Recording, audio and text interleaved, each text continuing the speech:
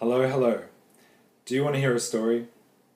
Of course you want to hear a story. Everybody loves to hear stories, especially when they involve ninjas and based on true stories. So these aren't actually real ninjas, they're more like kung fu ninjas, which is even potentially better. So the story begins in ancient China with an Indian monk known as Bodhidharma. So Bodhidharma was actually a soldier in the warrior caste, but as he developed through his life, he turned to the priesthood, became a Buddhist monk, and started wandering through India, and he wandered across into China. He was one of the first Indian monks to go into China with Buddhism, and he came across a temple called Shaolin, or Shaolin Temple. And when he first arrived, he was very kind of disappointed, very off-put by the sheer laziness, lethargy, and unhealthiness of these scholarly monks. So he told them straight up. He was like, "Look, you dudes lazy. You ain't got it going on. You're missing the point." And they didn't take to him too kindly, so they pretty much banished him from the temple and said, "Leave." So he didn't care. He went and found a cave, took refuge, and the legend has it that he sat in meditation for 9 years without moving. He even cast a shadow on the walls of the cave. So that is probably a little too far-fetched. The more realistic time frame that most people agree on is something like 3 months. So soon after this period of 3 months deep meditation, the local villagers started to come to this guy, come to Bodhidharma, and so he started helping them out. And he started to get some credibility in the area, and he started to get a bit famous. So the monks in the Shaolin pretty much invited him back in to listen to what he had to say. So he goes back into Shaolin, and he basically explains that the body, the mind, and the spirit are essentially one and the same thing. And you've got to keep your body healthy, you've got to keep your energy good in order for the mind and the spirit, etc. So then he showed them and developed a system of exercises or simple movements, which we now call Qigong. So they took to it, and they allowed him to stay, and they started practicing Qigong. Over time, they continued to develop the practice. They started studying the animals around the temple grounds, and they started using it as like a self-defense system. And this is the beginning of Shaolin Gong Fu. So interestingly, Qi Gong and Gong Fu, the Gong word is actually the same. We spell it G-O-N-G. Even in Kung Fu we've turned it into K, but it's actually G-O-N-G, same. And the Gong actually means takes a long time, or it takes a lot of work. So Qi Gong means a lot of work with Qi. Gong Fu means a lot of work studying martial arts. So basically Shaolin Gong Fu was created, and the monks were using it as self-defense when they were traveling, and it allowed Buddhism to thrive. For a good 1,000 years, Buddhism took hold of China. But 1,000 years later, a new warlord in the area took control. I think his name was something like Manchu. And he was a very paranoid, very angry, very unhappy man. And he started putting all these weird laws onto the Chinese people, making them do strange haircuts to help identify them. And it's also the beginnings of female foot binding. And that was really a way to stop the females running away, becoming much more powerless. So he enacted these laws onto the people. They didn't like him too much. They didn't like the soldiers too much. However, he let the temple grounds and the monks continue whatever they were doing. He kind of left them alone. So naturally, these temples became kind of breeding grounds of rebel activity and conspiring against him. So the monks in the temple, the elders, were starting to think, how are we going to, we really need to fight back.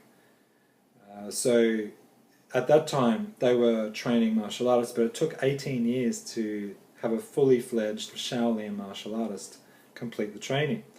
So they thought, oh, we've got to come up with a much faster, more efficient system. So they brought the best of the best together.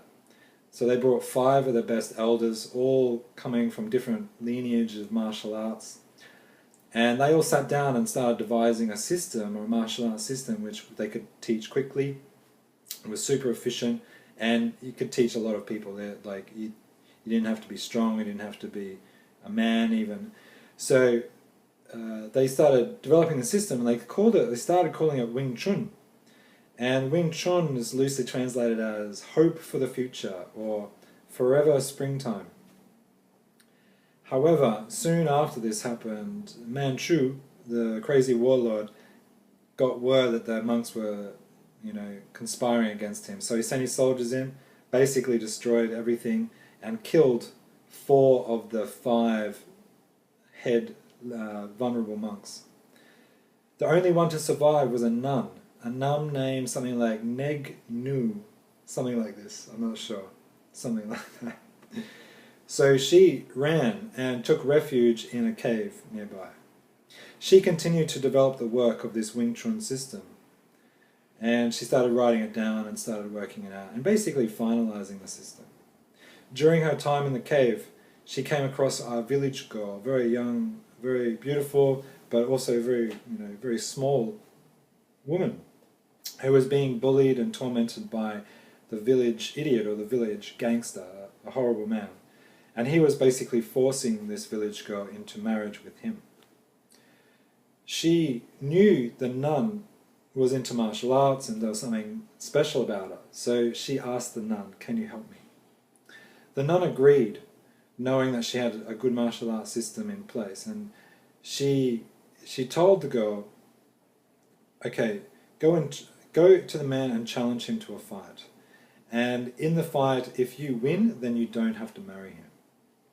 So she said okay, she went to the man, she challenged him to the fight. He laughed, but he agreed, thinking there's no way that he could lose. They had a few months before the fight, so that's all she really needed to train this girl in a lot of the basics of this Wing Chun system. The day came, the fight began. The big man took a huge swing at her, she did a block, and then one strike knocks him on his ass. Down for the count, unconscious. She wins. She doesn't have to marry him. The village rejoices.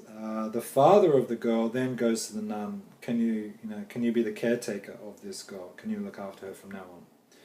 The nun agrees, continues to train her in Wing Chun, and even renames her Wing Chun, hope for the future.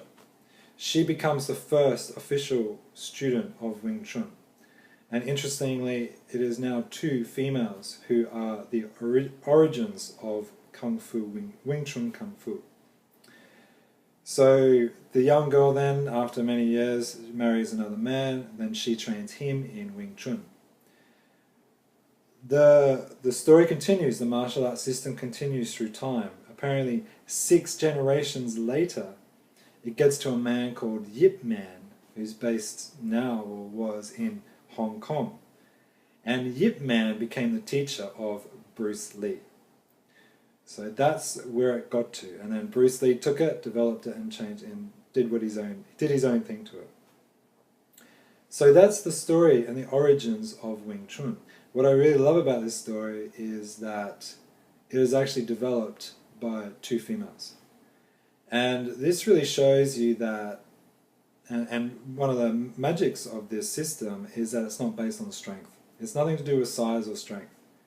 It has a lot, though, to do with speed.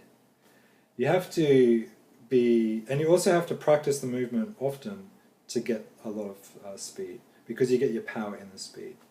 And also, it's a great system for very close self-defense, and there's no arms involved, no weapons.